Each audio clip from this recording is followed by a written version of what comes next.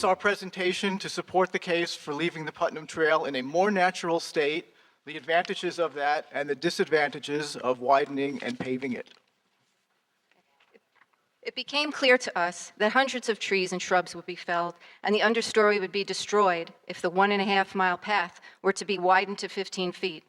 Parks has made many different claims as to the number of trees to be removed.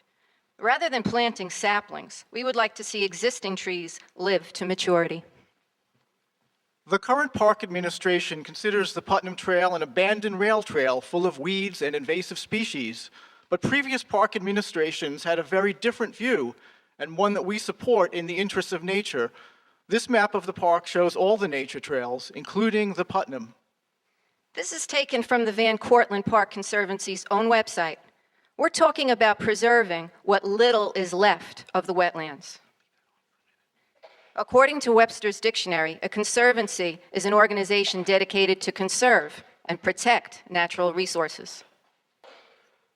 To the left of the trail, you see the marsh, a mere 23 feet away.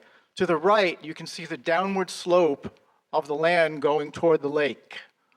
One of the animals that would be adversely affected by paving is the snapping turtle. The increase in water temperature affects sex determination and could result in the early hatching of turtles, which would decrease their likelihood of survival. Asphalt contains many carcinogens. It requires regular maintenance, which means more asphalt over time. Otherwise, it breaks down, as you see today in trails throughout Van Cortlandt Park. This is a small sample of asphalt from one of Van Cortlandt Park's many asphalt trails that are now crumbling. This is a small sample. I could have brought in buckets of this stuff. And another thing about asphalt, when it freezes, it is not slip resistant. This is what we're trying to prevent from happening to our beautiful Putnam Trail. It's sterile. We reject this claim that the tree canopy will be preserved under the Parks Department plan. Some nice computer graphics before, but that's the reality of the tree canopy. And you can see, looking at the 15-foot mock-up, what will actually be destroyed.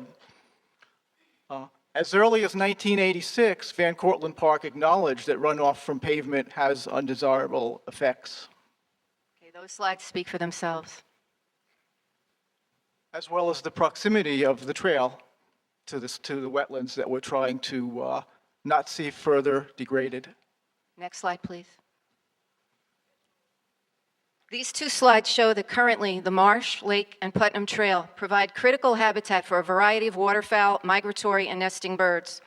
Long-term birders have noticed a dramatic decline in species over the decades.